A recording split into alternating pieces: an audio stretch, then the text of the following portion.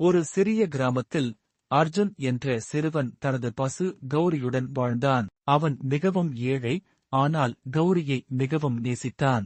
ஒரு நாள் கௌரி சாப்பிட மறுத்து பலவீனமாகியது. அர்ஜுன் கவலையடைந்தான்.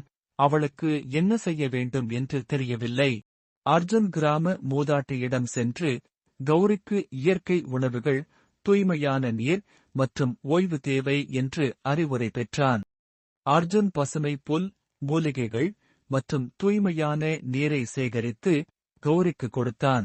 அவன் தினமும் கௌரியை அன்புடன் பராமரித்து அவளுக்கு உணவு கொடுத்து ஓய்வை உறுதி செய்தான். பல நாட்கள் கழித்து கௌரி சாப்பிடத் தொடங்கினாள் மற்றும் வலிமையை மீட்டாள். கௌரி முழுமையாக குணமடைந்து முன்பைவிட ஆரோக்கியமாக மாறினாள். கௌரியின் குணமடைவு அர்ஜுனுக்கு மகிழ்ச்சியை அளித்தது. அர்ஜுன் தனது அனுபவங்களை கிராம மக்களுடன் பகிர்ந்து இயற்கை உணவுகளின் முக்கியத்துவத்தை எடுத்துரைத்தான். அர்ஜுன் மற்றும் கௌரி சேர்ந்து பண்ணையை வளர்த்தனர். இது கிராமத்தில் சிறந்ததாக மாறியது.